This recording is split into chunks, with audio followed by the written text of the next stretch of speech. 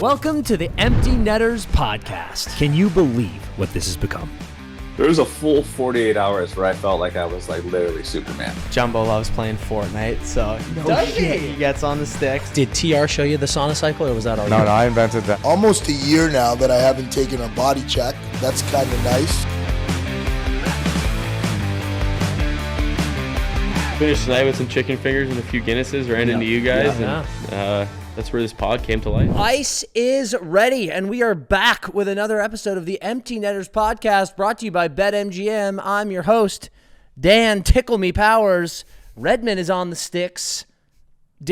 Wasn't fazed by that nickname at all. And with me over here, the man who once derailed a river float for an hour and a half so he could land a backflip on a rope swing, Chris Powers. As always. That was an embarrassing moment for you. Yeah, it was. Yeah, it does. You got it, though. Dude, here's the thing. Sometimes you got to derail shit. And I got no problem with that. Well, of course you have no problem. No, I'm saying sometimes people got to derail shit, and I'll live. You know, you can derail things, Red can derail things, and I'm like, okay, sometimes you got to derail. Huh. You can't do it all the time. Sometimes. If Okay. you are always derailing, I'm like, bro, now that's just railing now. Your railing is You are railing. Yeah, but if you occasionally derail, that's fine. Okay. As long as you rail a lot. You need to be railing most of the time. Okay. Or surround yourself with people who rail. Yeah, because then shit's getting done still. Yeah. We had a crazy week. Crazy week in the NHL. We're going to get right into hot ice. Waste no time. Start talking to you about all the goods. First, I do want to say, though, awesome to launch week one of Netters College Puck Drop. Oh, my God, dude. And I'm so excited for week two. Me too. The feedback was awesome. Can't wait for it to just get better, get cooler, and the season to get more intense. We're going to have another new number one, dude. Yeah, we might already. Damn right. It's unbelievable, but let's get into NHL action. I feel like there's a lot of hot topics already. Oh, yeah, dude. Which is phenomenal. We say this every year. It gets early. You know? And I love it's so early. And I'm like, rarely though, barring injury, rarely did these early trends completely 180. You know, like you don't often see a team be like, oh, we were actually awesome to start the year, and then we're actually terrible. And reverse. Notable exceptions, the Oilers start 0-9. I was just going to say, we're going to the Cup. Like, it happens. Yeah. But I'm just saying, it's not like the fucking standings flip after the first month. It's like one team a year.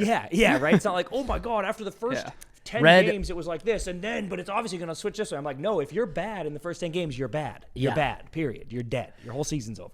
I'm so glad that you guys said this. You guys you're on fire already. It's been funny how many Oilers fans are already being like, who cares? And I think they have that right. They are the only fan base who's allowed to say that, because a ton of fans are right now going, doesn't matter, dude. Look at the Oilers. And I'm like, but I do think. Oh, do you have Connor McDavid too? Yeah, I'm like, I think also on they're your an team? exception. And it's actually funny. It's a perfect segue into the first team that we're going to talk about, but I'm not going to talk about them. Was talking to Larks over the weekend, and he was like, one of my favorite quotes, dude, you got to have a hot start to have a hot season. And we've got a hot start. Yep. Detroit Red Wings are hot. Bro.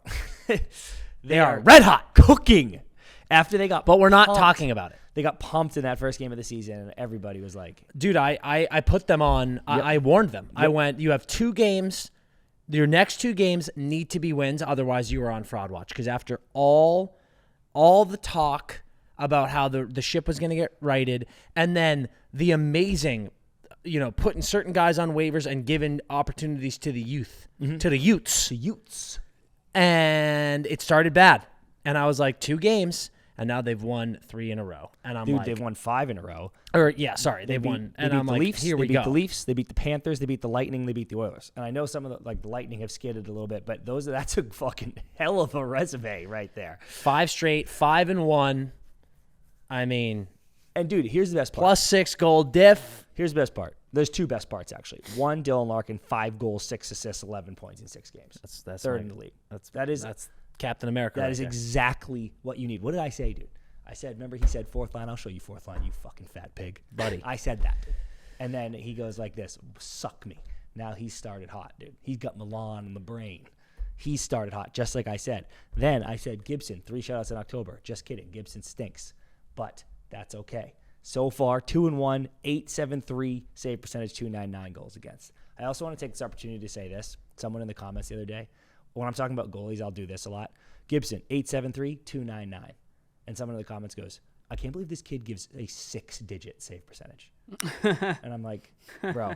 That is so embarrassing for that commenter. And I gotta try to find it because someone replied to him having my back, but incorrectly having my back. He was just trying to support me no matter what. But he goes, I don't know, dude. Maybe like there's more to learn from a 6-digit. Like give them a fucking break. Like they're actually working hard. What a ledge. And I was like, you're my boy, dude. Yeah, but that's ride or die. I am giving goals against now. Yeah. That's ride or die. These are 2 statistics. Yeah. Yeah. But Dan, Cam Talbot, 3-0, 9.32, 1.78. The fuck, dude? I'm not surprised by this at all. He did this for the Kings. Just He's old though. Happy Dan. Gilmore did that merely an hour ago. Dude. This is actually perfect. You know why it's perfect? Because Cam Talbot is an old. Yeah. And he can't play. You know what he's doing? I'm gonna give you another golf reference here. Cam Talbot is Freddie Couples right now. Yes. It's Freddie Couples day Round one of the Masters. Thursday at Augusta. Day one of the Masters. He is coming out hot, and Cam Talbot is going to give you 20 to 30 phenomenal games. And that, sir, is all I need from you. So, Gibber, you've got 30 games to get your head right. And you need to. Because I'll tell you what Detroit Red Wings fans will not handle well is Cam Talbot going, I did everything you need from me. And then he falls off because he's asked to be the responsible number 1 goaltender, and Gibber comes in when he's an old. and Gibber doesn't have it figured out. So I'm like, hey, Gibber, you've got plenty of time. Yep. You got plenty of time, but make sure we lock in. Yeah, make sure we lock in because here. Freddie's back's about to go. Freddie's back's about to go come Saturday morning. Come the Saturday morning tea time, he will not be able to swing a club. Correct. And that is Cam Talbot. He cannot swing a club.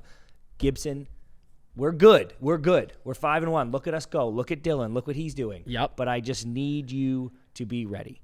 I also am willing to get Seward for this, but I am already, as of right now, accepting apologies from kind of you, frankly, but certainly Johnny Laz.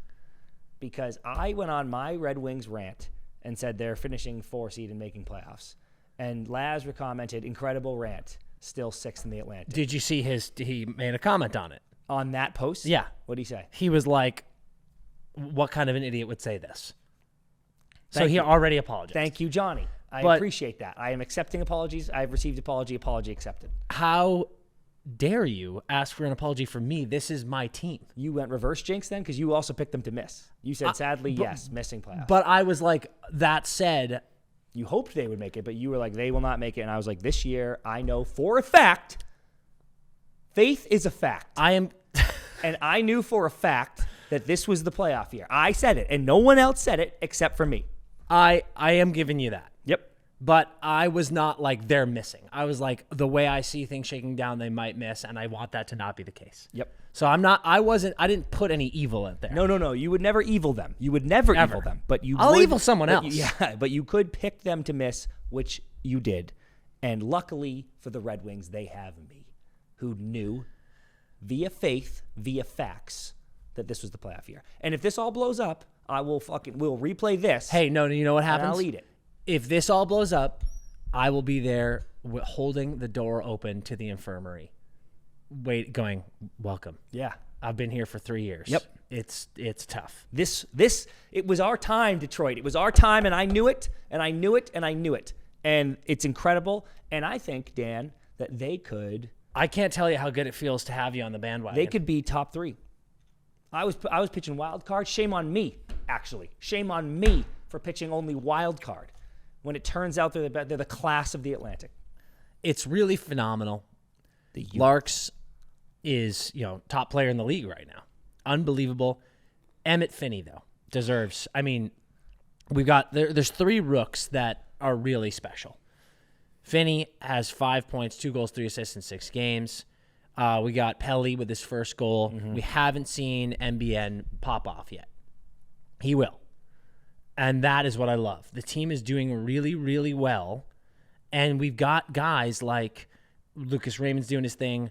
Cat's doing his Cat doesn't even have a goalie. I know. 6 assists. 6 apples. I think Mason Appleton has been an amazing bright spot to this team that I think people were like, whoa. But I look at Mo Sider with only 2 assists on the season. Like I said, I expect Brandstad Nygaard to do better, and he will. I'm telling you, he will. But it's like there's more to come. Marco Kasper only has 1 goal. No assist. Like they're doing so well, and they're not even fully buzzing. Yeah. And that's going to come up with another team. I know. And it is very exciting. It's awesome, dude. But we're not talking about it. It's awesome. It's an important season. It's an important season in Detroit. It's a special season. We are not special anniversary season. We gotta go.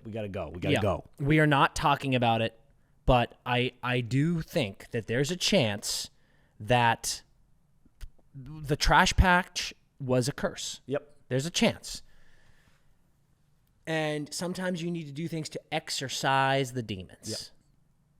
And I think retiring Fedorov's number might have done that. A little bit of little holy water, a little holy hair gel. It's the on the wings. It's the Madame Zeroni was not carried up the mountain. Oh shit, dude! We going holes? We're going holes. We got a holes. Madame reference? Zeroni was not carried up the mountain, and then the Yell Nances were cursed. Yep. And Sergei Fedorov was not retired, and the Detroit Red Wings were cursed. Fedorov was not brought to the top of the Fedorov was finally brought to the top of the mountain. Yep. And now the curse is lifted. The curse has been lifted. And we are back. We're going to the cup. We're going to the cup. Detroit's back in the playoffs.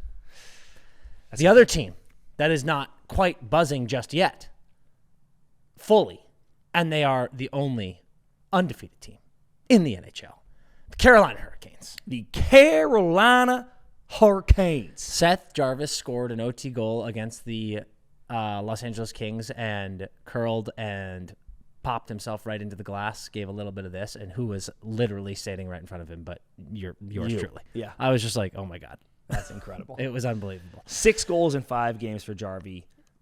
Road to 50. Road to 50. People used to laugh about Road to 50. I People used to have a big chuckle about Road to 50. You know, it's tough, though, because we were on pace for 40. It was the Road to 40 year, but unfortunately, Seti, you jumped the gun. You're too hot. You jumped the gun. So now it's 50. Now you have to score 50.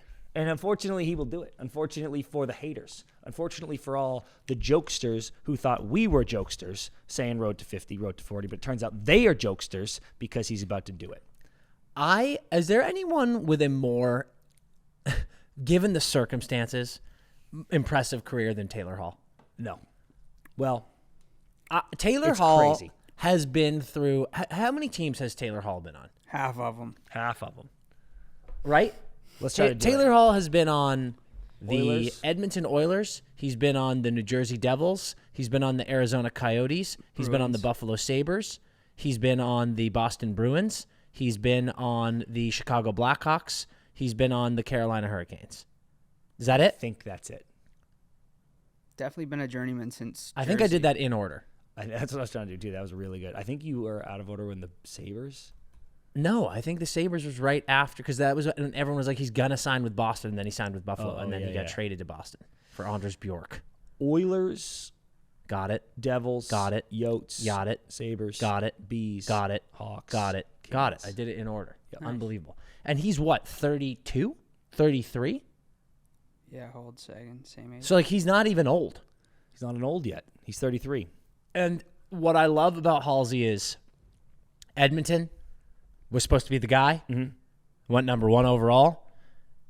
Edmonton was in a bit of a disaster. Yeah. So things didn't work out. Goes to Jersey. Wins a Hart. Oh, my God. He is the guy. But that was crazy. Yeah.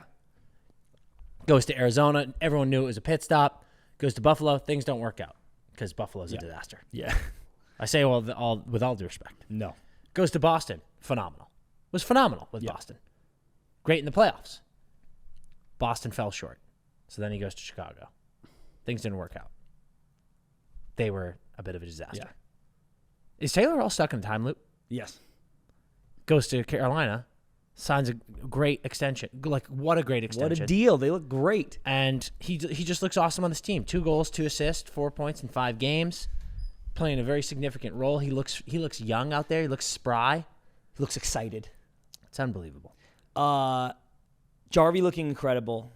Aho, 1 goal, but 6 apples in 5 games. But that's exactly what I need from Aho. Yep, like and I that need like line's 20 going. goals from Aho. That line's Actually, I'd going. like 30 from Aho. But What's the deal with Svetch? dude, that Redmond, God, it would just be so nice if David J. Redmond was our producer because he pays knows attention to hockey and watches hockey. Take notes, Baker.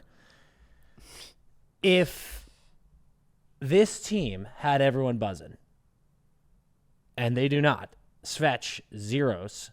14 minutes average ice time as well. Nikolai Ehlers zeros. True. And Like, can that's you your fucking, toy. That's your brand new toy who everybody was fucking losing their mind about. And he's playing with Aho and Jarvie, who are pumping in goals and points. Can you imagine when these guys start going? Because, like, I've got news for you. Nikolai Ehlers is not a player who's not going to get going. Andrei Svechnikov is not a player who's not going to get going. So it's like they're undefeated, and Ehlers and Svetch, who are arguably top 3, like as in like they're first line guys, Yep. but they're both top 6 forwards, and they're not going at all yet.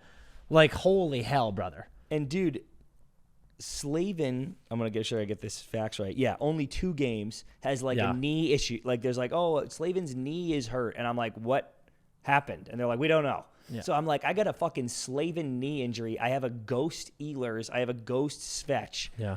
And I'm like, dude, if on paper you go like this, the Canes' start to the season is a fucking disaster. And I'm not being hyperbolic. A disaster. Because as amazing as Jarvie is and how his 6 goals are incredible, Svechnikov is supposed to be your goal guy, right? Like that's where I'm getting. You a lot want of- 50 from him. That's where I'm getting my goals from. I've lost my goal guy. I've lost my new free agent. And the best defenseman alive is hurt. I'm like, wow, what a nightmare season. They're like, actually, we're 5-0. Yeah. And I'm like, oh. Oh my God. What? So we're cooking. This is amazing. Yeah. Svetch is on the fucking 4th line. Brandon Bussey's playing goal. But he might be the GOAT, dude. He looks so good. He might be the GOAT. Like, so like, what happened? I went crazy yesterday. Brandon Bussey is the dude that I have talked about on this podcast for 3 years. Yep. You have talked about Yeah, for 3 yeah. years. And he's finally, when he got picked up by Florida, we were like, are you kidding me? They're going to go, and in a good way, like, well done, Florida. You're going to just let this guy take over after Bob. And then he gets let go and he gets scooped up by Carolina. And now he's been in. He looks phenomenal. Dude, like I said, under the radar. I didn't even know. He looks Until the phenomenal. 5th. Brandon Bussey, he finally gets his shot, and what a perfect team to get your shot in. Yep. But I will say this, I'm going to need the young man to get a helmet. He's currently rocking the white helmet Yeah. because he was He's like, I don't know who I he played for. just got on this team. He hasn't had his custom mask made yet. Can someone expedite that custom mask? But That's what I was about to say, Dan. I know what we're going to We say. got shipping issues. Yeah, we got shipping issues. There's always shipping issues. apparently the Carolina Hurricanes shipping system is the same as the Almost Friday Media merch shipping system. If you change it up now, That's what I'm saying. do you mess up the vibes? That's what I'm saying. Bussey looks great through 2 games. 2 games, but he looks great. He's giving me Scott Darling vibes with the white mask. And I'm like, maybe you just stay. And I know you guys don't talk about injuries on this show, but he's going to need to possibly play 40 games this year. 100%, dude. Like Freddie, I love Freddie, dude. I Go wish- up to 50. I Like, wish it's- the best for Freddie. Yeah. But it's like if we could give Freddie some time. Like I don't think Freddie. Hey, I'm telling you this, man. I love Freddie, but if Bussey is good, You have to start him in playoffs. are you kidding me? Are you kidding me? Like, legitimately, this is you've been Wally pipped. Yep. You've been pipped. This is Tom Brady. Wow. If Bussey is good, if you get Bussey playing in the season, he's playing over 30 games and he has NHL starter numbers, you do not go, well, Freddie's back. You know, whomever is back. No. try that No, like, again. this dude is your goalie now. I've seen that movie. The Yearly. Yeah, every year I see it. I go to see it every year. It's my favorite traditions. down in Carolina, they've been praying to something higher, looking for a new goaltender. Yeah. And they finally found one. You don't bench that guy. You bench him for Freddie. 'Cause Your Freddie- prayers have been answered. Freddie deserves it. Freddie will get his name on the cup still. And you know what? yeah. He'll go like We get this. a ring. People will go, "Oh, you won? You were playing?" He goes, "I know. I gave it my best shot. I wouldn't actually play that year, but I still got to lift it." And I say, "That's fine." To me, I say, "Freddie, that's just fine. That's gonna be okay. Just fine. Put some mac and cheese in that bitch, lay Come on. some barbecue sauce on it, and suck it down because you won the cup." And that's what he fine. wants, mac no, and cheese. but I just thought maybe in Carolina. That's cool. Before we move on to some not so good vibes, I know we're gonna get yelled at. Can we just give a couple stick taps to the Montreal Canadiens? Oh yeah, Habs are fucking We're great. we're talking about, but not talking about Detroit. We got to give a little bit of stick taps to the Habs, number 2 team. I mean, like they're right here, Habs are great, dude. You but know, they look phenomenal. and I think we're going to kind of get to him later because there's a few teams. I always say in the predictions, something crazy always happens, right? And obviously I think we actually both had Habs 6th. Or no, you had them 5th, so they had a chance. Yeah. But we both had them being like, We don't know. there was a lot of hype. I'm afraid that was going to be too much hype for them. So far, not too much hype at all. They look fantastic. They look fantastic, and it's just like Suzuki and Cole. Say what you will about Brendan Gallagher. I think Brendan Gallagher is a Brad Marchand, Tom Wilson. Yeah. He's a, if you don't like Brendan Gallagher, you've got a big dump in your pants because he's not on your team. Yeah. He is if he's on your team, you love him. He is 3rd in points. He's one of the olds on that that's team. awesome. And he's 3rd in points. I think that legitimately the Montreal Canadiens might be the most likable team in the NHL. Yeah. There's not a guy on this roster that isn't the best. That's so sick. They're just so cool and fun. And they got Marty St. Louis behind the bench. Which is incredible. What the fuck are we talking about? Love them. Got the best jerseys in the league? Best rink. Best rank? Come on. Have the Montreal Canadiens been the coolest team in the NHL this whole time? Yes, but that was always true. But they used to have rats. They had more rats in the past. That's and Gallagher actually was true. kind of a rat when he was younger, Yeah. but they had rats. I've just learned to love a rat. Yeah, I know. Same. Damn it. Even though I killed all of them. Oh, yeah. Fuck, that was insane. Well, those were mice. Yeah. I don't like mice, apparently. The rats are so much worse than mice. Yeah, but rats are gritty. They are gritty, but they are gross. Oh, they're disgusting. And they're fucking huge. Dude. They're huge, man. If that's we can't even get into rat talk No, right that'd now. That'd be a whole app. Let's talk diminishing vibes. Yep. I don't want to do it to him. I have some things to say about this, dude. We officially have a vibes issue in San Jose. Yeah. The all vibe team, the 2024-2025 all vibes team officially has a vibes issue. Yeah. Things are decidedly not that tight. Yeah, they have In San they've been Jose. infected. They have a virus. They have a virus of vibes, a virus. Did you see my son's interview? Yes. That was awful. I couldn't watch it. I turned it off. He looked like sophomore season Connor Bedard. He looked dead. He looked just like looked a dead so person. he looked so disinterested. He was straight up not having a good time. That's the most accurate description of anything I've ever seen. The San Jose Sharks only winless team in the league. Mac and Will are leading your team in points. Yep. Win. Yep. But 1 goal for Mac, no goals for Will. Coach telling him, I need more from them. Coach is talking about selling kids. Coach talking about selling his kid. Making comments saying I'd sell my kid for a win, for a couple I have of a wins. question. Is he married? I don't know. Look that up. Does he have kids? He better have kids. That'd be fucking hilarious. Play for more. I Sox if he agree didn't because have it's kids. you know what? Because it's an empty gesture. It's an empty gesture if you don't have kids. Whoa, this can't be right. Do we need to start establishing rules on comments like that? Like if you go, I'd sell my firstborn for blank. You need to have a firstborn to say that, Of course. right? And I think it's like when people go like this, oh, if such and such happens, it's going to hit like crack. I think you need to have done crack to start to say that. Okay, hold on. The direct quote is interesting. The direct quote is, it sucks. I keep telling myself that there's got to be a reason why this keeps on happening in a sense. I'd give up one of my children for a fucking win. Sounds like he's got kids. And then Wikipedia says Warsawski and his wife have 1 child. Maybe that's outdated. Because he said I'd give up one of my kids. Yes, but maybe to your point, he's being like, I'm including any future kids in here. Interesting. But now I'm like, what, dude? You give up the one kid. You have one kid. Now you have no kids. Guy wants to win. And actually, I love it. There was a coach. Fuck, I forget who it was. But there was a football coach who, like, they were losing and then got divorced.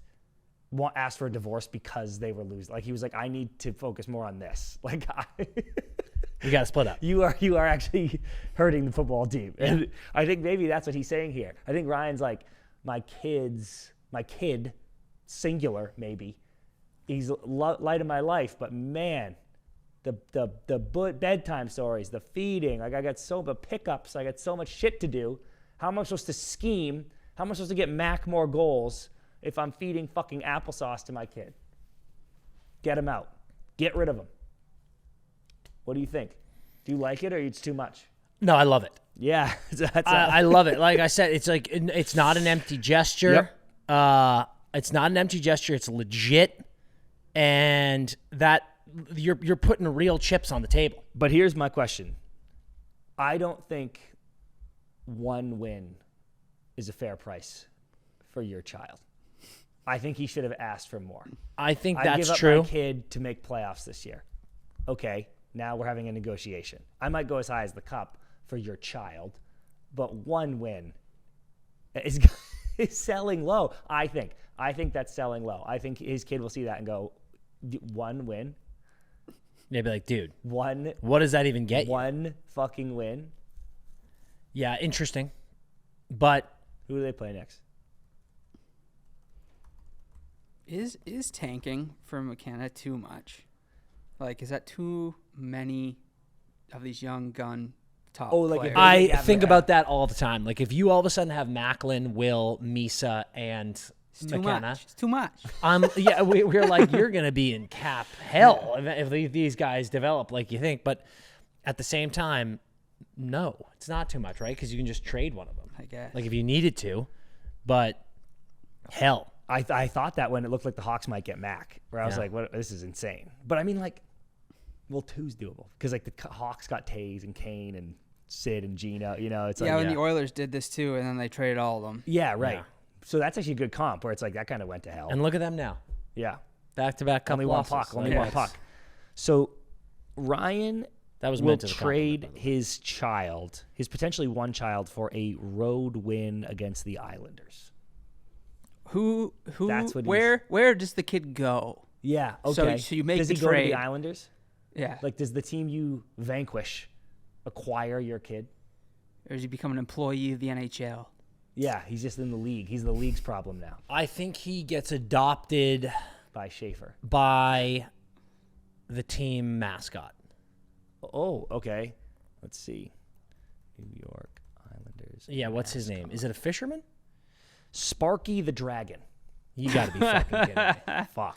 What are we doing? That's brutal. And so, dude, now this kid is a dragon. You're telling me the New York Islanders mascot is a dragon named Sparky? There he is. Definitely should be a fisherman. That's absolutely insane. Yeah. You should be a fisherman. So now this kid is a dragon. He's raised by dragons. Yeah. Cool. Nice. Learns to breathe fire. And saves the world. Does this kid become the father of dragons? Mm-hmm. Yes, he does. Like, he is now Daenerys Stormborn. Do you think are we merging universes? Like, do we live in Thrones universe now? Yeah. Okay, so then he challenges Jon Snow. Because he's a bastard now. And he's a bastard of the sea, so his name is Jon Storm. Is that what it is? It's sand, snow. Fuck. Rivers is another one. Rivers. It might be Rivers. This kid Rivers. Sparky the Dragon, son of Sparky the Dragon. Breathes fire, melts snow, takes over. Takes over as the one true... Well, actually, John's not even king. He gives it to fucking Bran.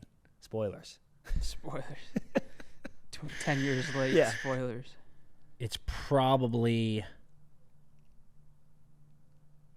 Where do we think...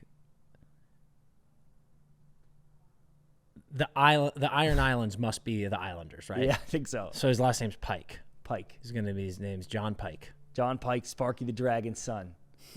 First of his name.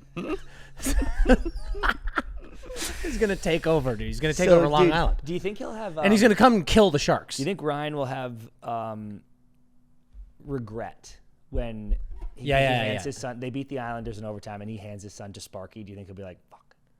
No. I should have asked not him more, immediately. Or the power of that win will be enough. He'll be like, well, thank you for your service. It will be crazy, though, when it changes vibes in San Jose. They start winning, and everyone's all happy, but he's like looking at his wife, and she's just like, are you fucking kidding me, dude? Sparky? Was this worth it? Sparky? And he just goes, yes, we have to. We need this need job. a win. We can't We get need fired. a win. We need this job. We'll take And buy then him all of back. a sudden, We'll buy him the back Sharks someday. are in the Stanley Cup final And he'll go... against Matthew Schaefer and the New York Islanders. And he just looks at his son, John Pike, rooting for the Islanders. standing on the bench. Yeah. And he's like, oh, my God, dude. Breathing fire. Yeah. He's like, look how much he's learned. I'm proud. Unbelievable. No, he's devastated. Yeah, you're right. His son kills him. All right, I will say this. Nice surprise with Jeff Skinner, 3 goals. Toff, 2-1. You're always going to get that. Yeah. Askarov, so far, 8-3-3, 6-4-7. The fucking savior of Rome. Comma. Yeah. 8.33 save percentage, 6.47 goals against. That is astounding. The savior of Rome, dude. Yeah. And that's what we've got so far? Well, listen. I'm all about Danny positivity these days. Okay. You can't put goals against on attendee when the team they're in rough pumpkins, dude. It's a rough patch. What was that from again? I think it's she's out of my league. Rough pumpkins. You can't, but I wrote this down. Sharks, 3rd worst goals against, 5th worst goals for. So it's not good, obviously, but I was expecting when I looked it to be like dead last, and it's not. So, that's kind of where I expected them-ish. You know, maybe you want a little better goals against because Askarov's not doing anything. But, dude, the real killer here, as you opened this segment with, is the Hawks are 4th in the Central at 3-2-2. I know. Hawks vibes are sick. Are completely we're pesky.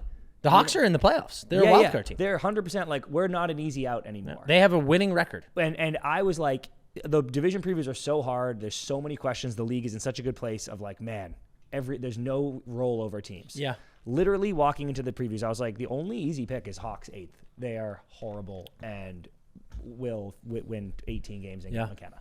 And they're like, no, we're hard to play now. Yeah, they've fixed their vibes. And the Sharks are like, we're terrible. We're awful. And that, I think, not that your whole season hinges on you versus the Hawks, but I just do think you two are the ones with all this young talent, and you were body bagging them in terms of where you are in the rebuild as of last year. Yeah. And keep in mind, they both were fucking terrible last year, but it just felt like the Sharks were on the way to something. And through 6 games, you're like, oh shit, that swung violently in the other direction. Oh man, I mean, this happens every year, and not just to us. To be very clear, this happens to happens to the Chicklets boys. It happens to Elliot. It happens to everyone who does division previews.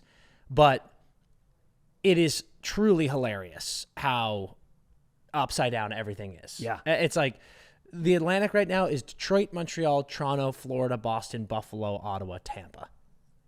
Insane. Excuse me. Yeah.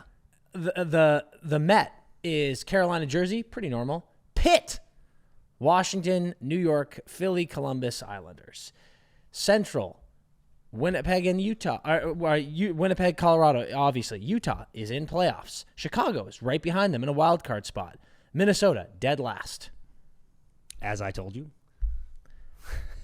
And it's just there's so much shit that's all over the place, and it's crazy. It's absolutely crazy. So get the vibes up, dude, but it's they do need to win. Might cost them a kid, but they do need to win. Yeah, I think the takeaway for me is last year being terrible, but being the all vibes team, it worked. Yep. Now, 1 year doesn't mean it's like, well, playoffs or kill yourself. No, but dude. But the we suck, but vibes are tight. It's not going to work this year. Not again. It's not just again. It's not going to work this year. Not again. So we got to figure out how to change. Keep the vibes up. You're not going to make playoffs. I assume you're going to be last in the Pacific, but keep vibes up. But you can't suck. You cannot be this bad. Askarov stay up if you suck. can't be having a tough go like this. So they got to figure stuff out. And I'm telling you right now, it's not going to be something like another sleepover. Yeah. That shit ain't going to work. Yeah. Don't go back to the well. Figure out vibes, but it's got to be new stuff. Yep. Got to be new stuff. You want to talk about Marshy and Darlene? Well, I just thought I kind of want to talk about the Panthers, but I did think that was hilarious. I'm sure everyone saw. If you haven't, go watch it. But Marshy and Darlene got into it over the weekend. Darlene kind of like cross-checked to Marshy's back and then kind of popped him again. I was about to say, not kind of. Yeah. That was a full-on cross-check to the small of the back on a guy who's 8 inches shorter than you, which I'm fine with. Yep. But let's call it what it is. Wasn't a kind of. It was 100% a cross-check away from the puck. Yeah. Buried him. Got him, then kind of gets him again. Yeah. And then Marshy jumps him. Scrum, whatever, people getting pulled off. And Marshy takes Darlene's helmet with him to the penalty box and rips it to shreds and throws it on the ice, which is so incredible, dude. Like, he got fined the maximum $5,000, fucking whatever. Yeah. He's just signed a contract till he's 80 years old. He's good. But, dude, Darlene is laughing because I love it so much because he's like, there are other helmets, obviously, but it's just so hilarious that he's like, do I have to go get a new helmet? And I'm like, yes. Yes, you do. Fuck you. He is one of one, man. It's No one else in the National would think to do to that. rip his helmet to go take the helmet to the box. There's a few guys who might do that, but then Marshy's like, I'm going to rip this to shreds like a new puppy. Yeah. And it was remarkable. So fucking funny, dude. I loved every single thing about it. The I wrote only thing down. I didn't like about the whole ordeal was Darlene turtling. Yeah. Yep. Brad Marchand was on top of him throwing punches, and Darlene fully turtled. Yep. And I'm like, dude, You started this. you are twice, You're twice his his size. size. You know, get in the mixer with him. I wrote down when I saw it happen, and I was like, I got to text Marshy and be like this, dude, imagine if that had been a bubble. How much more fun you could have had. You could have, there would have been way more shits to grab, to shred. Could have smashed Come the on, glass. dude, get on board with this, bro. If that had been a bubble, it would have been fucking amazing. God. The Panthers, we were laughing it up, yucking it up. Oh, the Panthers have all these injuries. They're going to start slow. Psych, 3-0. Fuck you. The Panthers are never going anywhere.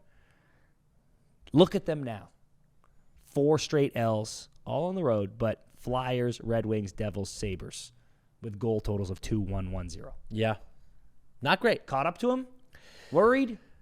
Definitely not worried. I know we just said that the Oilers are the only team who starts this slow and they're fine.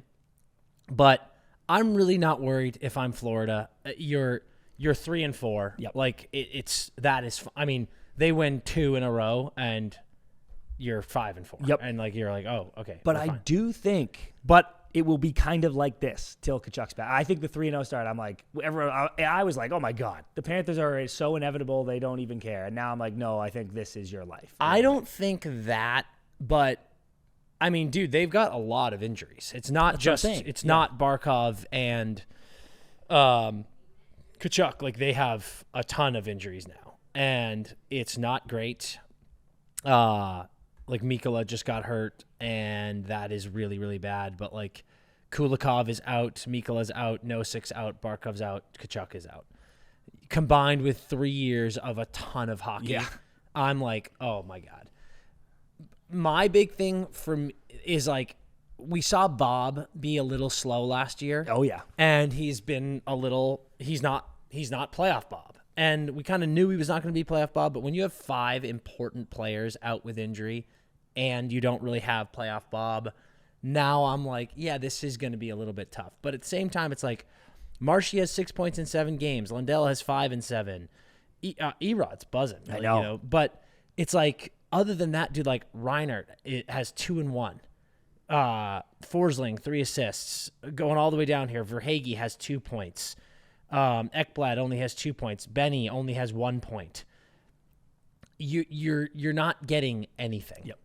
And it's just, dude, you've been in the cup 3 straight years. I'm not saying things are catching up to you. I'm sure they're tired, dude. Yeah. So it's so much hockey in 3 years. And I give the same excuse to the Oilers. Yep. You know, they're not in as bad of a spot, but I am not worried at all. It is going to be tough for the next 2 months, though. No doubt.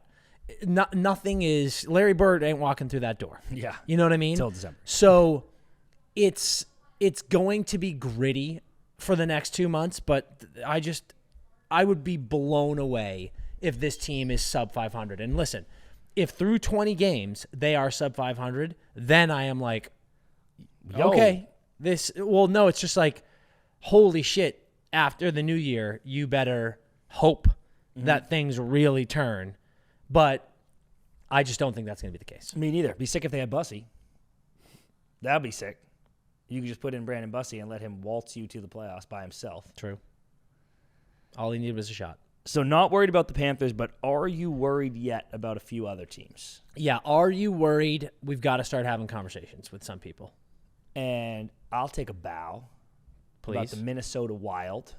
You know what is so frustrating? You're such a rat pig because where they are is nowhere near what you predicted. I know. But I will say this.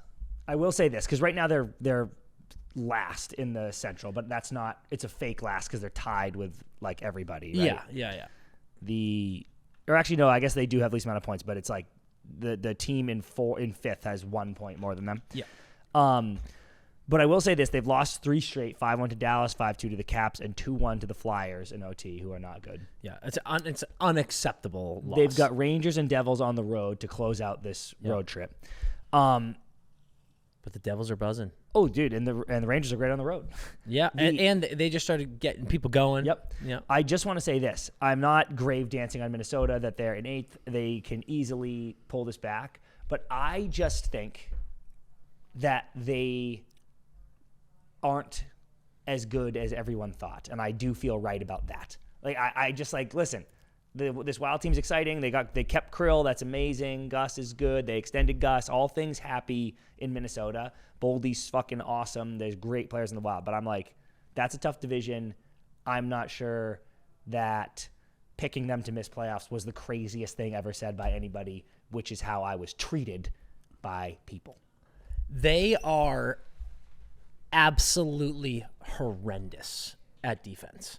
Dude. And I'm trying to be Danny Positivity. Yeah. So I'm positive they're bad at D. I am positive that their defense is horrendous. And I want to it sucks to see, but if you look at their stats, like guys are playing well. Krill and Boldy, 9 points, same stat line, 4 goals, 5 assists. Krill is a -6 on the season. And then let's talk about some of their best defenders, Chris. Zeev Boyum, 5 points, by the way. Mm-hmm. Everyone was like, can't wait for Zeev.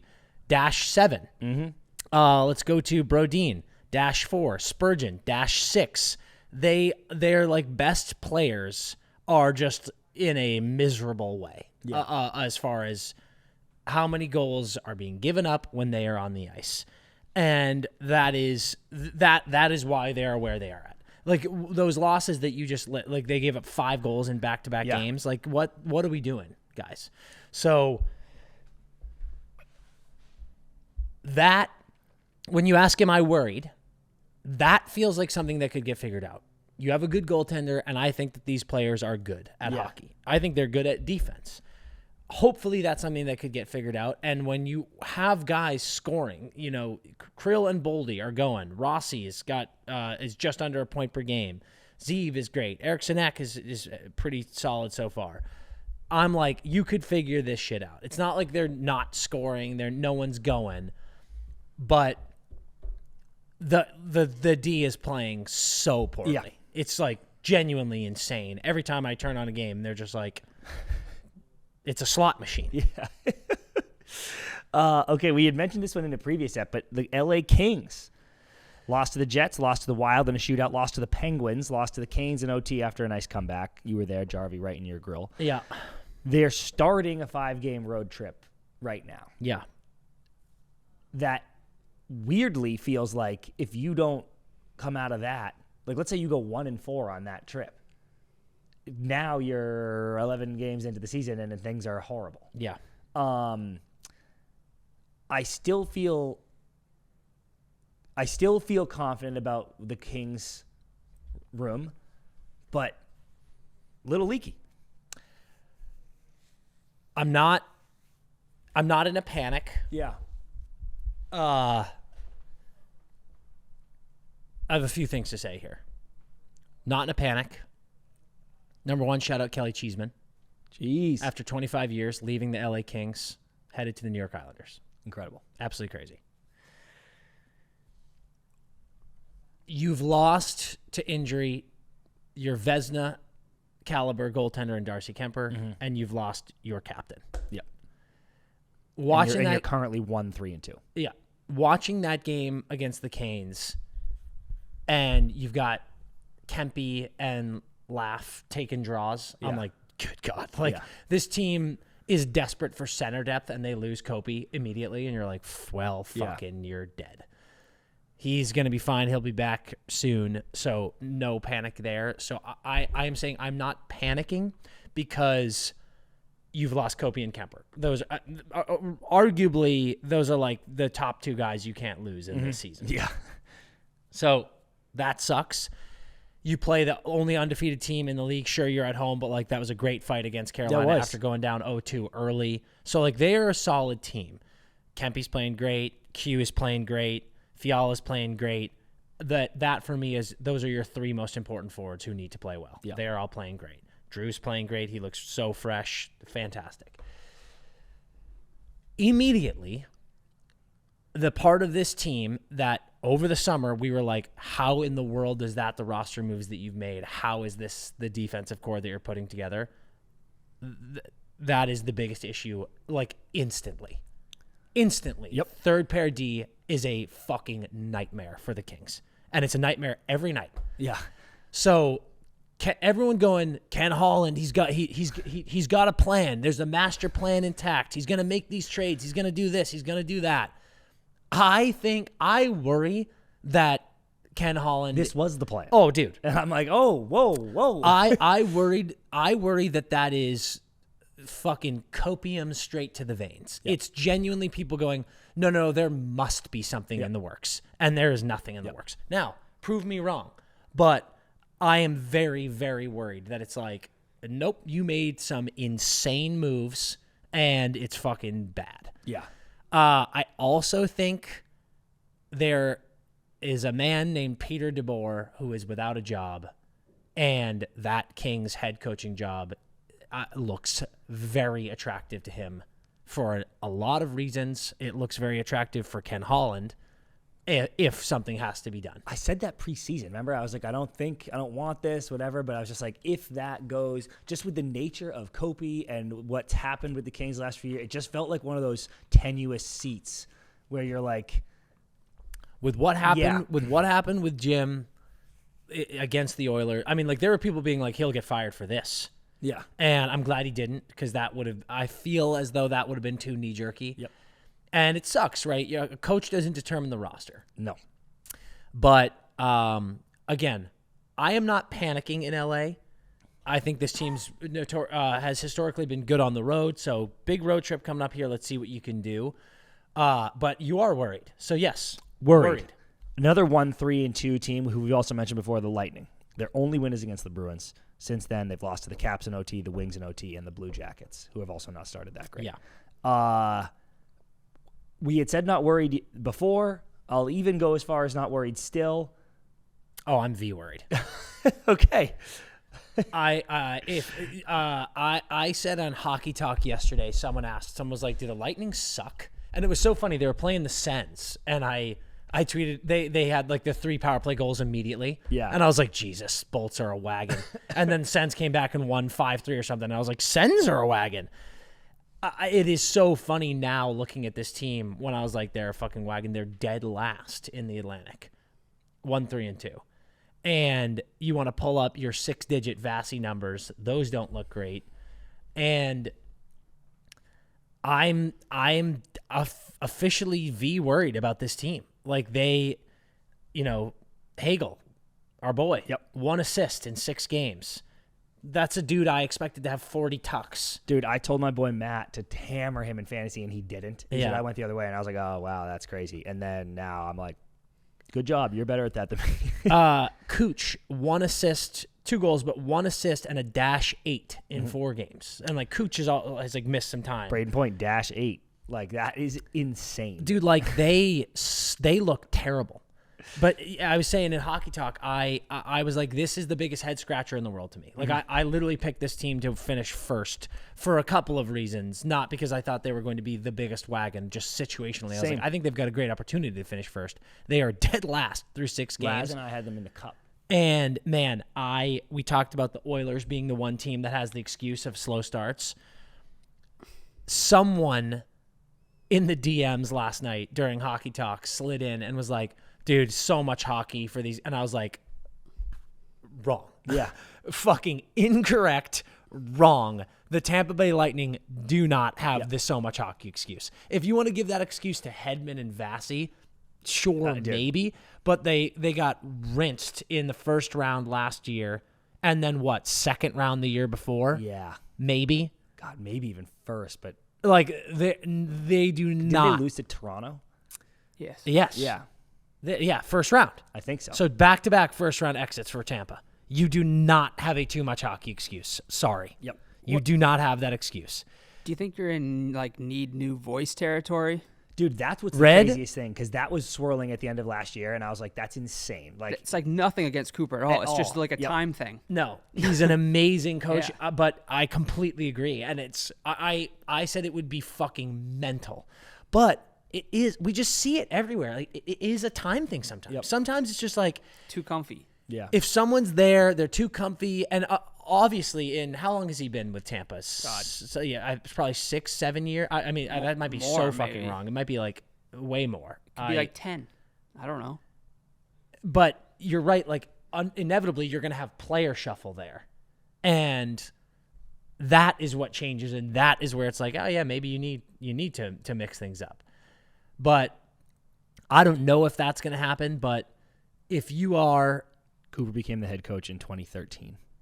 Dude, yeah, I'm an idiot. 7 years? Give me a fucking break, dude. It's fucking 12 years. Crazy. That's amazing. 12 years he's been there. Mm-hmm. So, like, think about the player turnaround since he's been there and since he kind of started this amazing movement. God, that's wild. It's interesting. Yep. And, dude. What would have to happen for the Lightning to fire Cooper mid-season this year? 20 games, dude. Like, you think in 15 more games, if they're in last, if at the 20 game mark and the Tampa Bay Lightning with this roster is in last place in the Atlantic, I don't know how you justify not firing him. Genuinely. It's like, do you talk to him and be like, we love you. Can you move to this higher up position? Literally, dude. Just not behind the bench. But yeah. But what's crazy is he's too young for that. Like, I genuinely think, like, isn't he about to be one of the coaches of the fucking Olympics? Like, he's the head coach of the Olympic team. Yeah. Like, you're not. It's 58. Yeah, I wonder. The fucking life of a coach is so crazy. It's just so like you're crazy. John Cooper, and you're like, I'm so fine. Yeah, he might be it's trickling in his head maybe a little bit right now. Everyone's picking to finish first, and you start the season like this, and you're like, wait, am I about to get fired? And you're like, yes. But dude, it's back-to-back first-round exits with this team. You went out and you got Gensel. You're still losing in the first round, and 100%, man. I think these talks happened last year, and I remember being like, with the Bruins, especially. Yeah. I remember going, if you fucking hire a coach and there's a chance John Cooper's about to be available, you are the biggest idiot franchise in the world. Yep. And they did wait. Cooper did not get fired, but people were talking about Coop potentially being fired for a reason. Yeah. And he didn't get fired, but I don't think it's a good idea.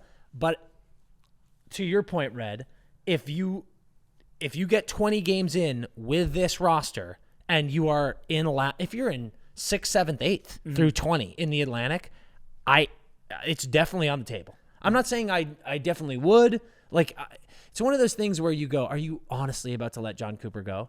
But at this, the follow up to that is, are you honestly going to lose or miss the playoffs with this fucking team? okay, I don't want to linger too long on this, but you just opened up a new door for me. Here's the rub, because I felt exactly this way with the Bruins, where I go, are you honestly about to fire Jim Montgomery? Yeah. And then the response is, are you honestly about to miss the playoffs? And the Tampa Bay team is much better than the Bruins team was last year. Yeah. Think about the Bruins last year coming into the season. Yeah. Lindholm, Zadorov, Swayman, I Wish gave me a hard time for this, but I thought the Bees were going to be very good last year. Yeah. And they were horrible. And firing Jim Montgomery, you actually got worse. Oh, and that was not a knock on Sacco at all. Just you finished fucking dead last. We were horrible. So I'm like, it's usually harder to go, mid-season we just fire John Cooper and promote someone or hire DeBoer or do whatever, and then now we're in playoffs. I almost think you'll miss playoffs anyway, and then you lost John Cooper, you buffoons, which is how I felt about Montgomery. And if John Cooper gets fired mid-season, exactly what happened with Montgomery will happen, where a team will literally fire their coach on the spot just to hire John Cooper. Yeah. Some team will go, oh my God, you're fired, give me him right now. That's how quickly he will get scooped. Yeah. And that's the dice roll where you're like, well, we need to make playoffs. And I'm like, firing the best coach in the league might not make you playoffs, and then you've lost the best coach in the league. I know. And who in the world do you hire if you fire John Cooper? And think about Pasta and all those Bees guys. I mean, I don't want to fucking air any shit out, but there was a lot of oh man, that sucks. When Monty got fired? Oh, I mean, from player, I mean, everyone said Sway was we fired the wrong guy. Yeah, and I'm dude. McAvoy was dude, a great coach just lost his job because we fucked up. Yeah. So how does Hedman feel if they're like, hey, we fired John Cooper? Yeah. Is Hedman bro, don't do that? But I think it's on the table. I legitimately think it's on the table. It simply has to be, but I think that is the big question is who in the world do you hire? Yeah. And how can you justify missing playoffs with this team? Yeah, that would be fucking insane. That would be the biggest. If you look at the standings right now, and this is the big ones we're not going to talk about today, Kraken, shout out Spunk, hell of a start. But if the Tampa Bay Lightning finish last, certainly, but even if they miss playoffs, that will be the shock of the last few years. I would for say. Sure. I said they're the biggest head scratcher in the league for me so far. It's you have such good fucking players, and holy hell, wild. Keep an eye on it. Okay, next thing I want to talk about, the Utah Mammoth surprised their fans over the weekend. I think it maybe was Thursday. I can't quite remember. At Delta Center, a Vegas-level production, Vegas-level pregame production. An explorer was going through the Arctic ice cap and made a discovery. They flew a block of ice to the Delta Center. Incredible. And something exploded out of it. Their new mascot, a mammoth, Tusky. Are you mad his name isn't Wooly? Yes. It's this mascot, the way he looks, the way he was unveiled, gets a 10 out of 10. Yes. Some people were mad he didn't have a tail. Tails get in the way of shit, dude. Yeah, it's a person. It's a practical thing. Also, elephants, mammoths, they don't really have that long of a tail. It's very, Get fucked. Not naming him Wooly is fucking crazy town. Is that our mountains guy's name? There's a guy at Mammoth. That skis around. He has a name. Yeah, he's the man. Look it up. I think it might be Wooly. Let me check. So Tusky. I don't hate Tusky. It's so fucking lazy. Maybe Wooly is too big of a layup, and they're like, we can't do the obvious one. Mammoth Mountain, Wooly. It is Wooly. Yeah. And he's fucking skiing all over the place, dude. He's actually gas. Does he have a tail? Jesus fucking Christ. And he's got tiny tusks. See, Tusky's tusks are legit. They went hard on the tusks. Yeah, tusk up. I don't know. Saying that. Aren't Tusky they saying that? just feels lazy, but if you're going to do it for tusk up and all this and all that. I fuck with him, dude. Incredible reveal. Yeah. Real quick, what could it be if not Tusky or Wooly? What's the fucking mammoth's name in Ice Age? Ray Romano. Okay. How has he not been invited to a game yet, by the way? That's a really good question, Dan. That's a tremendous I'm trying to look question. it up on IMDb, but IMDb's website is having more issues than the San Jose Sharks right now. It's fucking remarkable. Okay, this Won't even says, load. Manny Manny. the Mammoth. That's pretty good. I mean, listen, Woolly's the answer. Tusky's, it's not the worst, but it's pretty lazy. I'm not thrilled with it. I like it. That's good. Tusky the Mammoth. Otherwise, it's, like I said, 10 out of 10. Yeah. The unveiling, I have fully come around to mascots are for kids. Make them as silly and funny and wacky as humanly possible. Yeah. Maybe they did some sort of polling system. Yeah. Oh, I wonder if they did, Red. I bet they And did. kids liked Tusky. Someone in I mean, they Utah- literally did it with Mammoth. That's Like what I'm saying. they polled Yeah, the fans for the for fucking the team name. franchise name. Yeah. Someone in Utah hit us up in the comments to see if you were aware of a poll that went around. Yeah. Because then it's like the people have spoken. Yeah, they did it with the team name. They're doing it with the mascot name. That's fine. Dude, I love how the people spoke, and it was Yeti, and they were like, "Ooh, we forgot to trademark that." Yeah. And I was like, "Oh, They got a lawsuit with Mammoth too, apparently. what did the people say next?" Yeah. Do you know that? Yeah, what was it? I There's forget. like some like random bullshit team called like Utah Mammoth or yeah, something. yeah, and yeah. they're- Dude, I did see this. Fucking insanity. I'm like, what is going on? Just dude? everyone shut up. Another cool thing I saw on the interwebs, I saw it via Johnny Laz, but he saw it from Hockey Forever. This is gold. Yeah. Last night was Hawks Ducks. Yeah. And Hawks won. Shout out Chicago. Pesky as fuck. Pesky as fuck. Mason McTavish first goal. Yep. How are you? Welcome back. But they were like they should wear these jerseys. 100%. Every time the Hawks and Ducks play, they should wear the Hawks and Ducks Mighty Ducks jerseys. Yeah. And that is, I don't know who we got to call, Disney probably, but like that is the biggest no-brainer of all time. It's the biggest no-brainer of all time. We've talked about it for years. And it's just fucking mental that we haven't made it happen. And yeah, it's got to be some stupid fucking Disney thing. Yeah. But I'm like, who at Disney is like, we can't let that happen. Yeah. License the fucking jersey. Yeah, I mean, just do a rev share with the jersey Your sales team or something. is based on that team. One of the teams in question is based on that team. Yeah, it's fucking lunacy. So sick. It's absolute lunacy. And then I haven't asked you this in our prep yet. Can I reveal No, the movie part? no, Because it's not confirmed from his mouth. correct. We can't talk about any of this, frankly. The first part, definitely not. Yeah. But the second part, I can't even say. No. I just feel like that was confirmation. And you're just mad. Oh, no, it wasn't. Absolutely not. I think it was. Absolutely not. We can say this. Penguins were in town and got a visit from some of the boys. And the discussion of whether or not Sid has seen Lord of the Rings was brought up to a very close friends of him. And he was like, I don't know. I don't think so. That's okay. So we can say that. I'm like fuck you, because you're Well, no. You're trying to get a win in a greasy area, and you're fucking rat, dude. Okay, I'll be a rat, but I just want to know. I want people to know that we spoke to someone who would know. No, that's what you don't fucking know that. That's what he said. He goes, "I would know." No, that's He said verbatim, no. "I would know." Someone said if anyone here would know, it's him.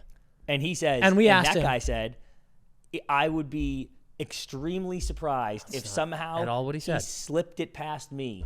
No, Yes. that's not at all what he said. Sid, He said, I don't think he has. for everyone that cares about this, which I know is a lot of people. You're such a scumbag. I will get my Scouts honor. I will remain on the hunt to get it out of Sid's mouth. But a huge step in the CP direction last week. A huge step. It was a step, not a huge step. Boom. Sid, not seen Lord of the Rings. Thank you. Duh. Your hot take was you just saw the third one, wasn't it? I said if he's seen any of them, it's just 3. But I knew in my soul. Keep spinning it to your But I've narrative, never seen any of them. scumbag. He's never seen them. You know, this guy came over to my house this weekend, my new place, when I wasn't there, and then left it an absolute pigsty. I left before.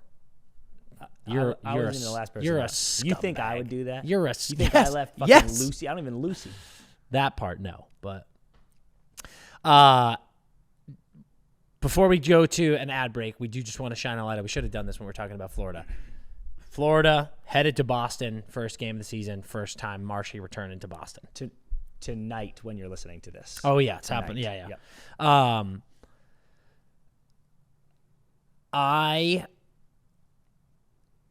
Obviously, he will get the biggest ovation Oh of my all God. time. I hope that there's a great tribute video. I hope that there's all the love in the world from the Boston side. Mm-hmm. I do think I would not hate if Marshy was still a little bit like, fuck you. Yeah. Same, dude. That actually would be awesome. It'll be so lovely. to certain people for Yeah. sure. But I hope he's buzzing around with the boys during warm-ups, giving fist bumps and all that. But I hope he scores so it'll be badly. sick to see him. I hope he scores so badly. I can't wait to see the video tribute. All right, let's take a quick ad break, then bring it on back. Hockey season is back, which means BetMGM hockey action is back. And oh my God, is it fun. I am loving it. All the promotions, all the tokens, all the boosts, parlays coming out my ears. But the greatest contribution from BetMGM to the hockey world is the hat trick jackpot.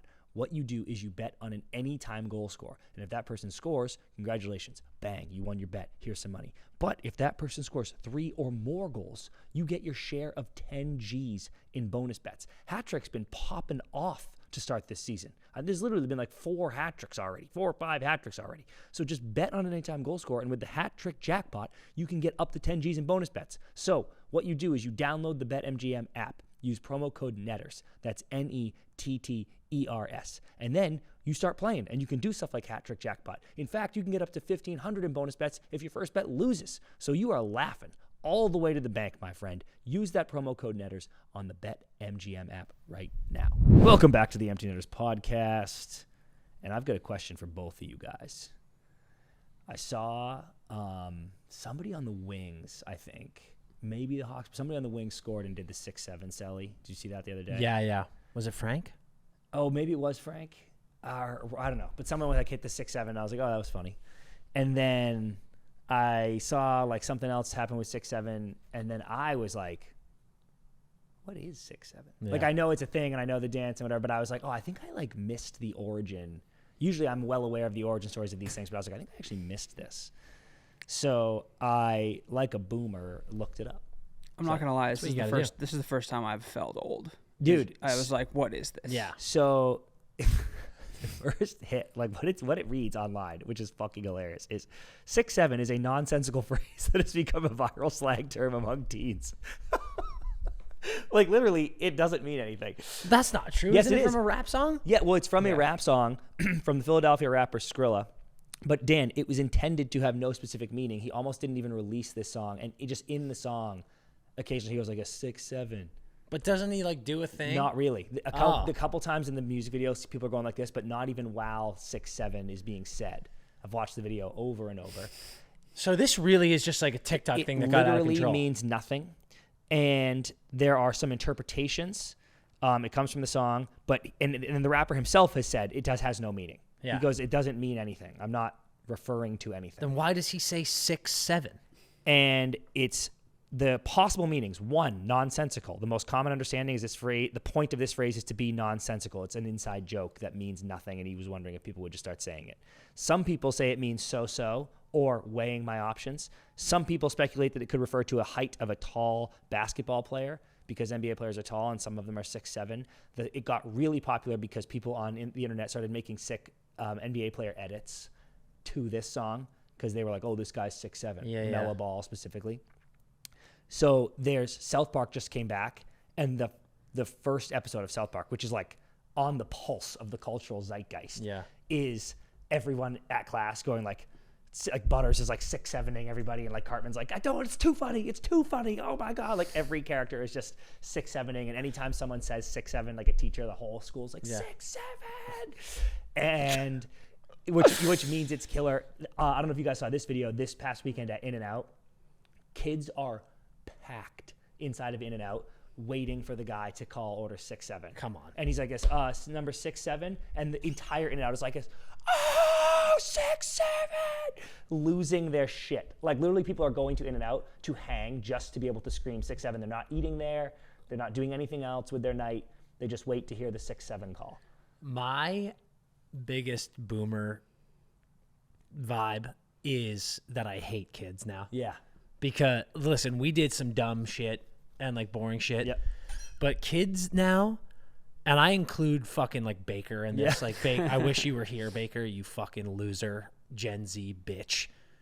Gen Z and below are the biggest punk ass bitch losers I've ever seen in my life. Dude, it's crazy, it's man. crazy. They are such socially inept boners. Yep. And they don't do anything fun. They don't drink. They don't party. They're not cool. They have stupid haircuts and wear dumb clothes. And they pack an In-N-Out to hear 6-7 be called. I'm like, here's an idea, you fucking tool. Go into the woods and drink 30 beers.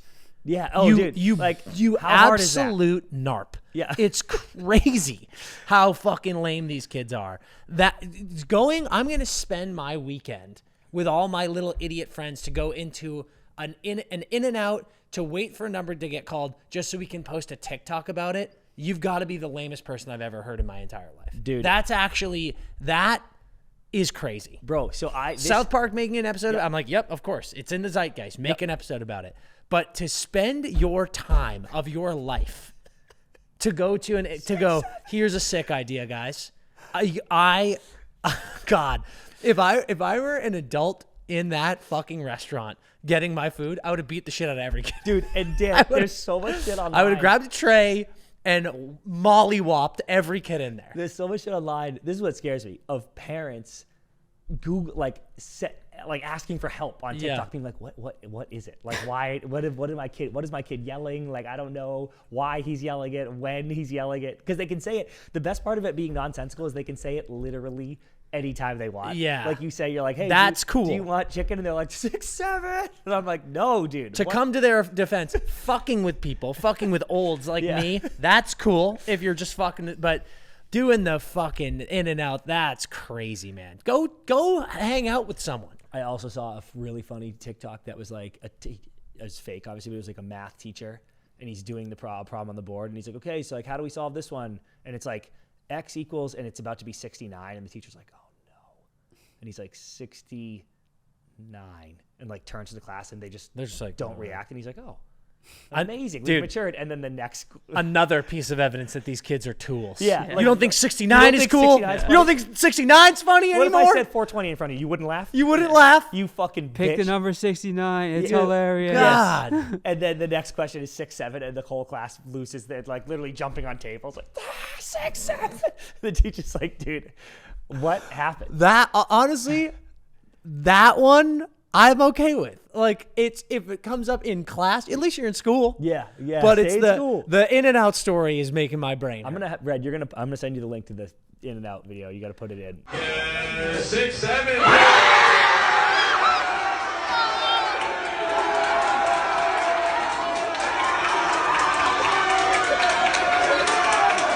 I don't buy. We got to get a hold of Skrilla.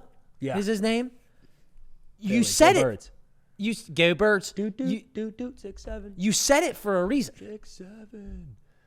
Yeah, but it doesn't mean anything. Oh, okay, but you know what I'm saying? Why did you say it in the song?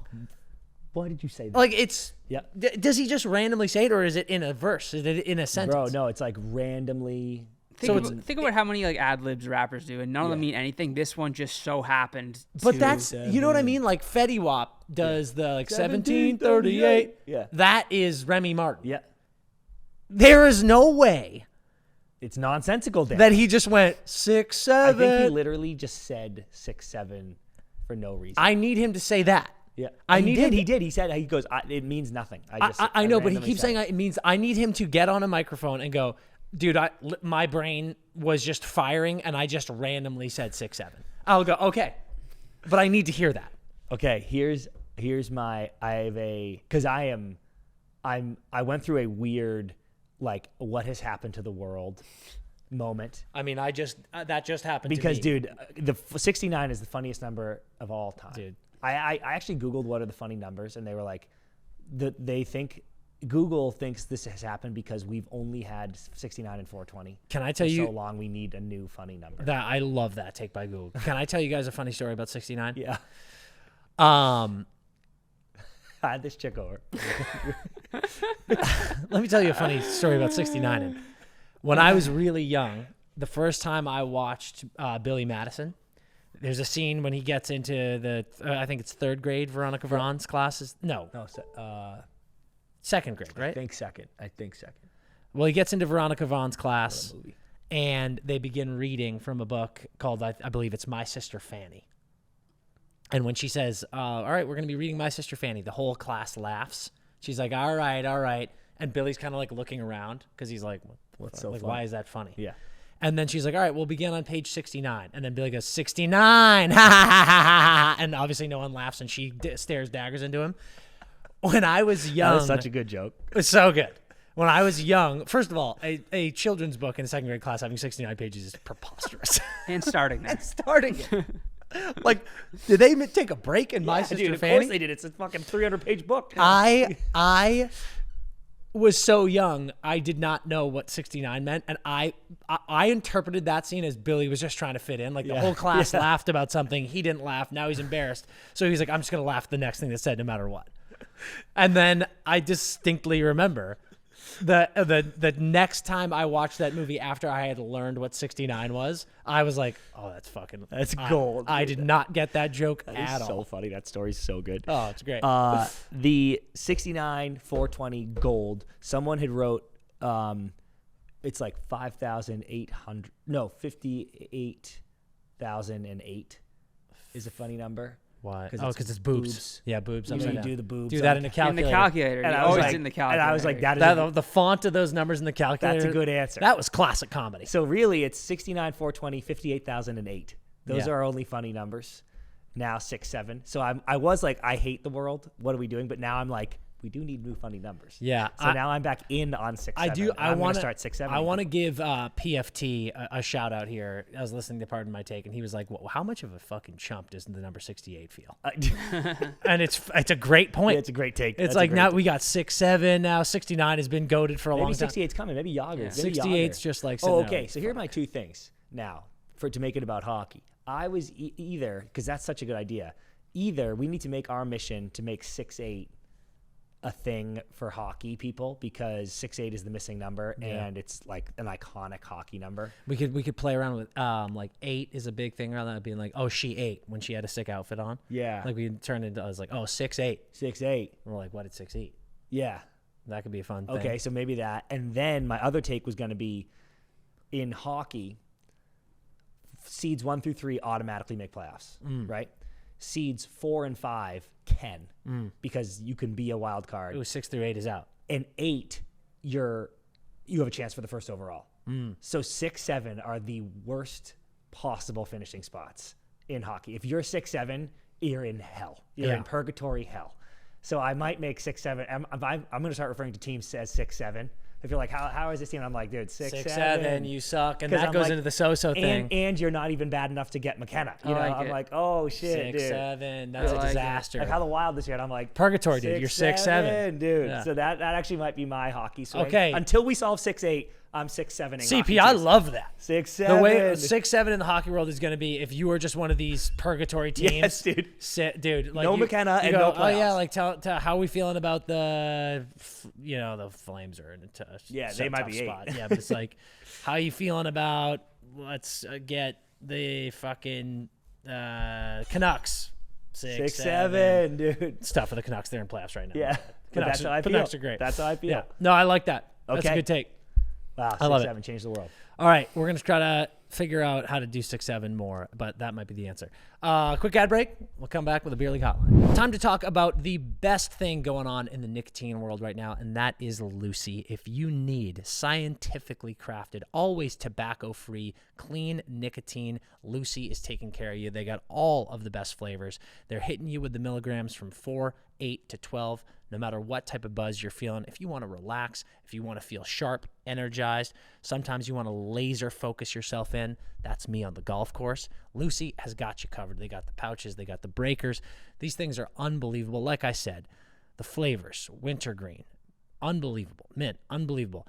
I said, coming into fall here, I'm going to get into espresso. I'm not a coffee drinker, but I do like me a Lucy. And that nice morning cup of espresso, pop that in. That's going to be my Lucy vibe. I absolutely love it. Whether you need that focus, maybe you're studying for a test, maybe you're on the golf course like I mentioned, boom, Lucy's going to take care of you. If you need a little bit of a zap, a little bit of buzz to get you through the day, myself, this has been my vibe. Lucy always says, if you need to relax, that always felt kind of crazy to me. I was like, can you relax with a nice nicotine buzz going on? I don't like the desserts, guys. I don't have a sweet tooth. But after my dinner, when I'm chilling out, finishing up work, maybe watching something, watching a hockey game, I like to throw a Lucy in, chill out on the couch, watch my stories. I feel fantastic. That is the way to go. So Lucy's taking care of you in every single way that you could possibly ask for. So what you're going to do, get on board. You're going to go to www.lucy.co.com/Friday. You're going to use promo code Friday, and you're going to get 20% off your first order. Guys, when it comes to nicotine, when it comes to these pouches, throwing one in, getting a nice little buzz, relaxing, whatever, Lucy is no question the number one in the game right now. That variety of milligrams, whatever you need, the best flavors in the game, no question. Stop playing around. Get on the Lucy train. Lucy.co/Friday. Promo code Friday. 20% off your first order. Get it now. All right. Beer League Hotline. Our ref last night was my Uncle Tony, who married into the family 2 years ago. He blew a call late that cost us the game, and I chirped him pretty good. Nothing too personal. I suggested that considering the dump he makes my aunt live in, you'd think he could afford LASIK. Now my aunt is refusing to talk to me. What's the etiquette here? Can you chirp family, or is it crossing the line? And is Uncle Tony a snitch? Nothing too bad? Just on the edge. That is a savage chirp. Yeah, but it's in good fun. Isn't it in good fun? I doubt they live in a shack by the river. Like, I'm sure they live. Like it actually depends on what the actual house I'm is. sure if they live in an apartment with a leak and it's literally falling apart, then yes, he's crossed the line. Man, it's okay to chirp family, first of all. Yeah, that's the initial question. Your best friend's family, chirp them worse than anyone in the world. But unless Uncle Tony lives in an objectively nasty house, this chirp is not cool. What if it's a completely fine house and everyone knows it's not a dump? But he knows it's not a dump. No, but that's what I'm saying. It has to be an objectively disgusting house, as in like a sick house. No, but see, no, you're an idiot, dude. Think about this. As an adult man, as a married person, I imagine with kids, maybe not with kids, providing a home is like the number one important thing in your life. And like you just said, everyone knows it's not bad. Yeah. That's what it needs to be like objectively sick. But dude, like this is probably the biggest insult you could possibly come up with. Like that is how you measure yourself as a man. Attacking his home. No, I thought that was your lawnmower. No, dude. Just stop being a dipshit for 5 seconds and think about this. So, someone coming up to you and going like this, your apartment's a dump. That is so insulting. But how often, if you interrupt me one more time with something stupid, we're going to have problems. And then family chirps are going to come out. Think about it. It's the most, that is your home. That is your haven. That is where you lay your head to rest. And when he has a wife, and I assume kids, you put so much stock and take so much pride into providing a nice place. And your nephew goes, considering the dump you make my aunt live in, I think you could afford LASIK. That is, dude, that is the most cutting insult I've ever heard. First of all, great chirp. Great chirp. But like, if you weren't expecting this to explode your family, you're out of your mind. So here are my questions though.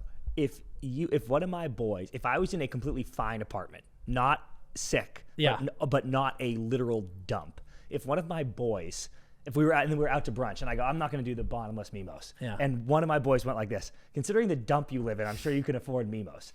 I wouldn't go, sir, you have crossed the line. Because I'm like, I know I don't live in a dump. That was a good chirp. And we are boys. May I respond? Yep. Okay.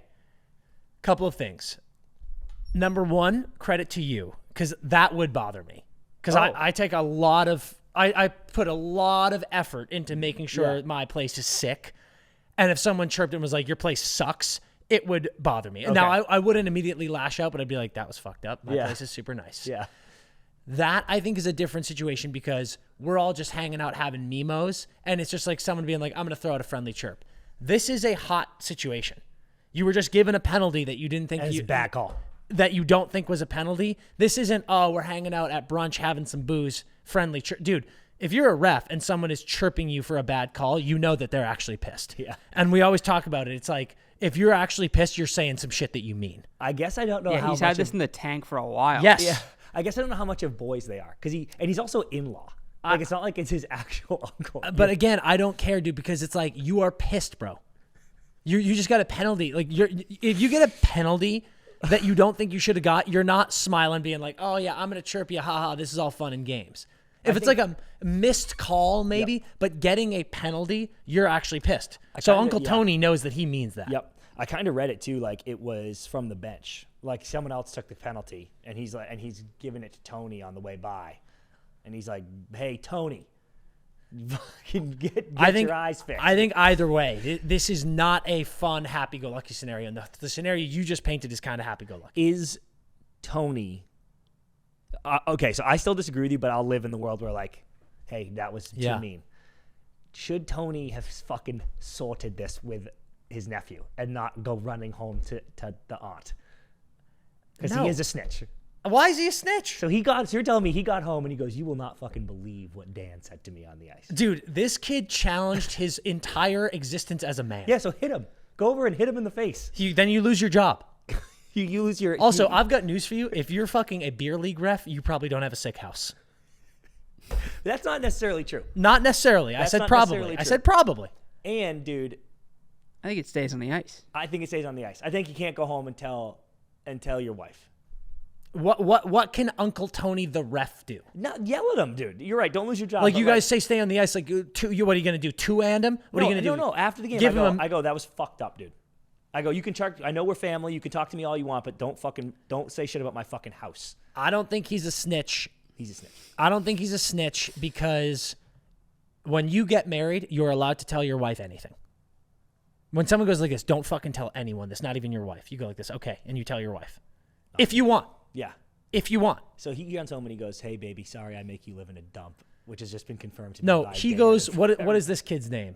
Who knows? Fucking, we'll call him, you get to make up this name. Jared. So he's a douchebag. You just universally declared him a douchebag. If your name is Jared, you hit on the douchebag scale 90% of the time. Who's saying shit like this, dude? I had to go Jared. Okay, so Jared says that, and we're assuming that aunt. Did he say the aunt's name? No. The aunt is his blood. Tony married into the family 2 years ago. They don't have kids, I bet. Like, he literally just married her. So Tony goes like this. You wouldn't believe what fucking Jared said to me today. I don't think that's that snitchy. But What if the aunt's like, well, she obviously didn't, but what if she's like, well, he's right. Yeah. Then you get then Place you is dumb. then you risky, dude. You shouldn't have brought it up. Yeah. No, not risky. I think it's it's genius because if she goes, he has a point, divorced. Boom. You ungrateful cow. Yeah, cow. Move back to the shack you were living. Yeah, go back to your trough. This is a step up. Go back to the farm. You pig. Go back to your shanties. What if though? But now she won't speak to Jared. Now. Yeah, what's the etiquette Like here? she fucking freaked out. So you shouldn't have told her. Because clearly this overstepped. So And also, he's got to if you're apologize. Aunt Lisa, Yeah. you're like, you just married this guy. You want the family to be friends, and we've got shitbag Jared out here calling out this guy as a man, as I think a it was an provider. act of love. I think the chirp was an act of love. I He can't- would never have said that to someone else. I genuinely can't believe this take from you. I'm going to finish up by saying, number one, incredible chirp. Yeah. Like it's off the cuff. Kudos. Yeah. Off the cuff, that is a 10 out of 10 chirp. But number two, I am not surprised at all that Uncle Tony and Aunt Lisa are like, what the fuck, bro? She's not speaking to him though. Yeah, A little aggressive. So do you have to apologize? That's the etiquette here. It's like you have to go home. You have to apologize to It depends on uncle how and important your if Aunt Lisa is a bitch. Yeah, she saw Christmas time. She Aunt sucks. Lisa's a bitch and Uncle Tony's a deadbeat. Clearly, he likes her though. Like, why would he say that chirp? Yeah. Or he's just hitting up the chat being like this. Are they like, I don't give a fuck, but are they overreacting? Yeah. Listen, if you don't give a fuck him. Yeah. Keep sewering this guy. Mentally berate him to the point where he gets divorced and blows up his whole family. Great chirp over the line, Great chirp over the line. I think Aunt Lisa's overreacting. and Tony's a snitch. Unless this couple is like really grinding out here trying to make ends meet and they're living as best as they possibly can, but they're working really hard, then that's a fucked up thing to do. Oh my God, dude. Okay, let's finish up with a Bauer Hockey Blind Ranking brought to you by our good friends at Bauer. They got the Twitch, coolest stick in the game, until the Pulse, which is now the coolest stick in the game. Holy shit. God, dude, Pulse can keep me alive. Pulse gonna keep me alive. I actually broke my Twitch last game. You weren't there. Hit my first one-timer in 20 years. Shattered my. Oh, that sucks, brother. I'm sorry. It was awful. You should have given yours away to someone's kid. Yeah, That's what I did. So, in honor of the Utah Mammoth unveiling Tusky, Nice. we are blind ranking the best mascots in the NHL. Red, take it away. Let's start there. Tusky. Wow. Good start. I'm gonna go high. Okay, I kind of agree. I think he's I awesome. love the blue. I think the blue, because I could have gone brown. Wooly at Mammoth Mountain is brown. Yeah, he's electric. I was loving the blue. He's electric. He's fun and kooky enough. He was found in a block of ice. He was frozen in a block of The ice. unveiling was amazing. The name's okay. He is similar. He makes sense. Yep. He's got sick tusks. 2? I would go as high as 2, and I I don't could even go 1. I don't hate 3, but I don't love 3. So I think 2. 2. Tusky 2. Okay, we'll go Bailey Kings. I think. Oh man, Bailey's very regal. Bailey's gonna see this too. Bailey's gonna see this, and he's gonna get pissed at us. Bailey's very regal. What is the backstory? Behind the name. Yeah. Let me look that I up. looked it up once. I can't remember because he looks awesome and he's king of the jungle. Like I get it, and everything is awesome. I just don't understand the name. And that would go a long way. I was like, yeah. So the LA Kings mascot is named Bailey in honor of Garnet Ace Bailey, the team's former director of pro scouting who died on 9/11. Sick. Oh, okay. Well, 1. yeah. Yeah, 1. Well, the name 1. Yeah. Bailey is a little down the middle though. Yeah, but it's cool that he's a lion Yeah, kids probably love a lion because it's like the king of the jungle. And I'll give Bailey credit. Bailey's really fun. Bailey's an awesome hang. I love seeing Bailey's Bailey. really fun. He's always doing fun stuff. I'd give him a 3 if you want. I was thinking 3 or 4. I know, and I almost want to save room, but the name and the whole thing, and I'm friends with Bailey, but we got to go 3, I think. Okay, 3. 3. Chance Vegas. Great name. Great name. Also, incredible lore. Yes. Share the lore again. It's how do you say it again? I fucking say it wrong every time. Yeah. It's like I want to say Gila monster, but it's like Isn't it a- Gila? But I don't Yeah. think you like say the G like I do. But the Vegas mascot Red has I venom. think it's a Gila monster. No, I But think maybe I it's a think you Gila say monster. it differently. Yeah, A Gila monster. the venom in those things does something to your like hunger enzymes, and that venom is how they developed Ozempic. Give me it.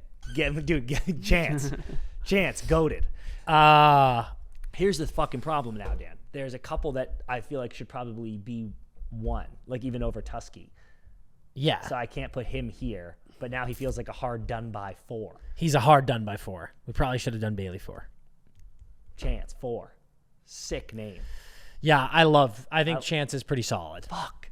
Chance 4. But also, Chance doesn't look that cool. Like, he looks like a lizard. Like, you don't know that he's lizards everywhere in Vegas. You ever been to Vegas? Well, but he's a Gila monster. He's a Geely monster. Yeah. So I don't know. 4. Gritty. 1. I think It's not even close, I think dude. he does have to be one. It's He's not an even agent of close. chaos. He's an agent of chaos. It's not even close. And what sucks is I fucking know you son of a bitch. And I think I know what you're about to do at 5. But like I will live with this list because Gritty is one that's not he even deserves close. it. He deserves like it. every single step of the way with how Gritty was unveiled, what Gritty does, where Gritty has been featured, and the bits that they name, do. yeah. It's the most perfect mascot in the history of Philly sports. for Philly. Yes. Gritty is perfect. Yes. 1, and it's not Gritty close. 1. Okay, who's 5? Sharky. Actually, I was expecting Bowie. Me there, too. And I was like, you're going to sue her. Perfect. Sharky is, we love the Sharkies. I mean, the team is called the Sharks, Yep. and your mascot is a shark, Yep. and your Easy. name is Sharky. Easy. Yeah, sometimes Easy it's a little 5. too easy. Sometimes it's a little too easy. I mean, that's Sharky too and easy. Sharky the shark. Yeah. You're the Sharks. I'm like, yeah, okay. Yeah, that is a 5. Like, no I almost wish question. he was like a Finn. Yeah. Hey, you're a good dude. He's a You're- great dude. Hey, you're a Sharky, nice guy. Sharky, we all love you. You're a nice guy. Yeah. But it don't make up for you bullshitting and fucking around with your mascot duties. I need you to be better. Sharky 5. That's not a bad list. It's not a bad list. That's not a at all. bad list at all. Not a bad episode at all.